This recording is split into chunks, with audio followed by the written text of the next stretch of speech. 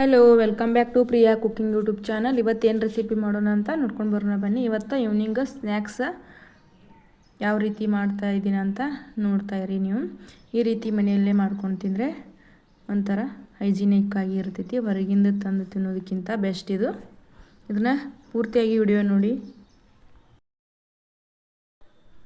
ಇದು ಮಕ್ಕಳಿಗೆ ಸ್ನ್ಯಾಕ್ಸ್ ರೀತಿಯಾಗಿಯೂ ಕೊಡ್ಬೋದು. ನೀವು ಟಿಫಿನ್ ಬಾಕ್ಸಿಗೆ ಹಾಕಿ.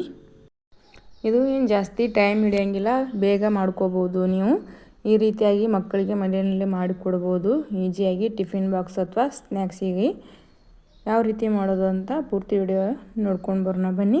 ಹಾಗೆ ಇನ್ನೂ ನನ್ನ ಚಾನಲ್ ಯಾರು ಸಬ್ಸ್ಕ್ರೈಬ್ ಮಾಡ್ಕೊಂಡಿಲ್ಲ ಅಂದರೆ ಬೇಗ ಹೋಗಿ ಸಬ್ಸ್ಕ್ರೈಬ್ ಮಾಡ್ಕೊರಿ. ಹಾಗೆ ನೆಕ್ಸ್ಟ್ ಯಾವ ರೆಸಿಪಿ ಬೇಕು ಅಂತ ಕಮೆಂಟ್ ಮಾಡಿ ತಿಳಿಸಿ. ಇದು ರೆಸಿಪಿ ಹೇಗೆ ಬಂದಿದೆ ಅಂತ ಕಮೆಂಟ್ ಮಾಡಿ. ನಾನು ಇಲ್ಲಿ ನೈಲಾನ್ ಸಾಬೂದಾನಿ ತೊಗೊಂಡಿದ್ದೀನಿ. ಅದನ್ನು ಅಂಗಡಿಯಲ್ಲಿ ಸಿಗ್ತಾವೆ, ಸೊ ಅಲ್ಲಿಂದ ತಂದು ಮನೆಯಲ್ಲೇ ಸ್ನ್ಯಾಕ್ಸ್ ಮಾಡ್ಕೋತಾ ಇದ್ದೀನಿ ನಾನು. ಇವಾಗ ಎಣ್ಣೆ ಕಾಯ್ಲಿಕ್ಕೆ ಇಟ್ಟಿದ್ದೀನಿ. ಎಣ್ಣೆ ಕಾದ್ಮೇಲೆ ಸ್ವಲ್ಪನೇ ಹಾಕ್ಕೊಂಡು ನೈಲಾನ್ ಸಾಬೂದಾನಿ ಎಣ್ಣೆನ ಜಾಸ್ತಿ ಕಾಯಬೇಕು. ಸ್ವಲ್ಪ ಕಾಯಿದ್ರೆ ಇದು ಎಣ್ಣೆ ಹಿಡ್ಕೊಂಡು ಬಿಡ್ತೈತಿ. ಸೊ ಜಾಸ್ತಿ ಫ್ರೈ ಆಗಂಗಿಲ್ಲ, ಒಳಗೆ ಅಂಟು ಥರ ಬಾಯಲ್ಲಿ ಸಿಕ್ಕೋಬಿಡ್ತೈತಿ. ಸೊ ಅದಕ್ಕೆ ಎಣ್ಣೆ ಜಾಸ್ತಿ ಕಾಯಿಸ್ಬಿಟ್ಟು ಹಾಕಿ ಜಾಸ್ತಿ ಫ್ರೈ ಮಾಡ್ಕೋಬೇಕು. ಭಾಳ ಹೊತ್ತು ಟೈಮ್ ಫ್ರೈ ಮಾಡ್ಕೋಬೇಕು ನೀಟಾಗಿ. 1-2 ಮಿನಿಟ್ಸ್ ಆದ್ರೂ ಫ್ರೈ ಮಾಡ್ಕೋಬೇಕು. ಹೈ ಫ್ಲೇಮಲ್ಲಿ ಇಡಬೇಕು, ಗ್ಯಾಸ ಲೋ ಫ್ಲೇಮಲ್ಲಿ ಇಡಬಾರ್ದು.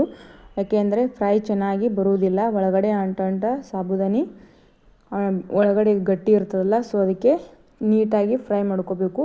ಸ್ವಲ್ಪ ಎಣ್ಣೆ ಸಿಡಿಯೋ ಚಾನ್ಸಸ್ ಇರತೈತಿ. ನೀವು ಮೇಲ್ಗಡೆ ಏನಾದರೂ ಮುಚ್ಕೋಬೋದು. ನೀರು ಇರಬಾರ್ದು ಪಾತ್ರೆಗೆ, ಅದನ್ನು ಮುಚ್ಕೊಳ್ಳಿ.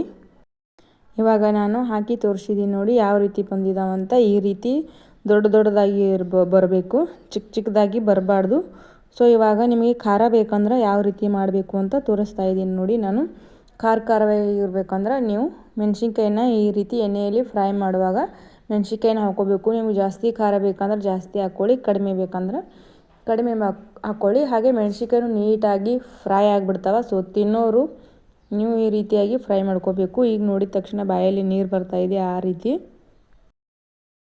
ಏಕೆಂದರೆ ಖಾರ ಇಷ್ಟಪಡೋರು ಈ ರೀತಿ ಮೇಲ್ಗಡೆ ಹಾಕೋದಕ್ಕಿಂತ ಇದೇ ರೀತಿ ಖಾರ ಒಳಗಡೆಯಿಂದ ಟೇಸ್ಟಿಯಾಗಿ ಬರ್ತೈತಿ. ಸೊ ಈ ರೀತಿ ಮೆಣಸಿನ್ಕಾಯಿನೂ ನೀವು ಕಟ್ ಮಾಡಿಬಿಟ್ಟು ಹಾಕ್ಕೊಳ್ಳಿ, ಹಾಗೆ ಹಾಕ್ಕೋಬಾರ್ದು. ಯಾಕೆಂದರೆ ಮೆಣಸಿನ್ಕಾಯಿ ಸಿಡಿಯೋ ಚಾನ್ಸಸ್ ಅದ. ಸೊ ಅದಕ್ಕೆ ಈ ರೀತಿಯಾಗಿ ಕಟ್ ಮಾಡಿ ಹಾಕ್ಕೊಳ್ಳಿ ನೋಡಿ. ಇವಾಗ ನಾನು ಎಲ್ಲ ಕ್ಲೀನಾಗಿ ತೆಗೆದುಬಿಟ್ಟಿದ್ದೀನಿ. ಹಾಗೆ ನಿಮಗೆ ಮಣುಕು ಅಥವಾ ಗೋಡಂಬಿನ ಹಾಕ್ಕೊಳ್ಳೋರಿದ್ರೆ ಇದನ್ನು ಫ್ರೈ ಮಾಡ್ಕೋಬೋದು. ನಾನಿಲ್ಲಿ ನಮಗೆ ಇಷ್ಟ ಇಲ್ಲ ಅಂತ ನಾನು ಆ್ಯಡ್ ಮಾಡ್ಕೋತಾ ಇಲ್ಲ. ನಿಮ್ಗೆ ಇಷ್ಟ ಇದ್ದರೆ ಗೋಡಂಬಿ ಅಥವಾ ಒಣ ದ್ರಾಕ್ಷಿನ ಎಣ್ಣೆಯಲ್ಲಿ ಫ್ರೈ ಮಾಡ್ಕೊಳ್ಳಿ. ಇದೇ ಎಣ್ಣೆಯಲ್ಲಿನೇ ನಾನು ಇವಾಗ ಶೇಂಗಾನ ಫ್ರೈ ಮಾಡ್ಕೋತಾ ಇದ್ದೀನಿ. ಇದು ಲೋ ಫ್ಲೇಮಲ್ಲಿ ಇಟ್ಕೊಂಡು ಫ್ರೈ ಮಾಡ್ಕೋಬೇಕು. ಯಾಕೆ ಅಂದರೆ ಹೈ ಫ್ಲೇಮಲ್ಲಿ ಇಟ್ಟರೆ ಇದು ಸೀದು ಹೋಗೋ ಥರ ಆಗತೈತಿ. ಸೊ ಲೋ ಫ್ಲೇಮಲ್ಲಿ ಇಟ್ಕೊಳ್ಳಿ. ಲೋ ಅಂದರೆ ಪೂರಾ ಲೋನೂ ಅಲ್ಲ, ಈ ಕಡೆ ಹೈನೂ ಅಲ್ಲ, ಮೀಡಿಯಮ್ ಫ್ಲೇಮಲ್ಲಿ ಇಟ್ಕೊಳ್ಳಿ. ಇವಾಗ ನಾನು ಇಲ್ಲಿ 2 ಮೆಣಸಿನ್ಕಾಯಿ ಹಾಕ್ತಾಯಿದ್ದೀನಿ. ಖಾರಕ್ಕೋಸ್ಕರ ಅಲ್ಲಿ 2 ಮೆಣಸಿನ್ಕಾಯಿ ಹಾಕ್ಕೊಂಡಿದ್ದೀನಿ. ಜಾಸ್ತಿ ಏನು ಯೂಸ್ ಮಾಡ್ತಾ ಇಲ್ಲ. ಇದು ಖಾರ ಇಲ್ಲ, ಸ್ವಲ್ಪನೇ ಖಾರ ಇದೆ.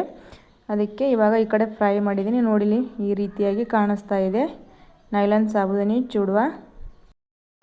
ಇವಾಗ ನಿಮಗೆ ಸಾಬೂದಾನಿ ಕರೆದಿದ್ದು ತೋರಿಸ್ತಾ ಇದ್ದೀನಿ ನೋಡಿ. ನಾನು ಇಲ್ಲಿ ಕೆಳಗಡೆ ಒಂದು ಪೇಪರ್ ಹಾಕ್ಕೊಂಡಿದ್ದೀನಿ. ನೀವು ಪೇಪರ್ ಆದರೂ ಹಾಕ್ಕೋಬೋದು, ಟಿಶ್ಯೂ ಪೇಪರ್ ಇದ್ರೂ ನಿಮ್ಮಲ್ಲಿ ಯಾವುದು ಇರ್ತದೆ ಅದು. ಸೊ ಅದು ಹಾಕ್ಕೊಳ್ಳಿ, ಯಾಕಂದರೆ ಎಣ್ಣೆ ಪೇಪರಲ್ಲಿ ಹೀರ್ಕೊಳ್ಳತೈತಿ ಅದಕ್ಕೆ. ಇವಾಗ ನಾನು ಒಂದು ಸಪ್ರೇಟ್ ಮಾಡ್ಕೋತಾ ಇದ್ದೀನಿ ಬುಟ್ಟೆಯಲ್ಲಿ. ಇದಕ್ಕೆ ಒಂದು ಸ್ವಲ್ಪ ಉಪ್ಪು ಹಾಕ್ಕೋತಾ ಇದ್ದೀನಿ. ಹೀಗೆ ಬಿಸಿ ಇರೋವರೆಗೂ ಹಾಕ್ಕೋಬೇಕು. ಆಮೇಲೆ ಹಾಕಿದರೆ ಅದು ಹಿಡ್ಕೊಳ್ಳೋಂಗಿಲ್ಲ ಉಪ್ಪ.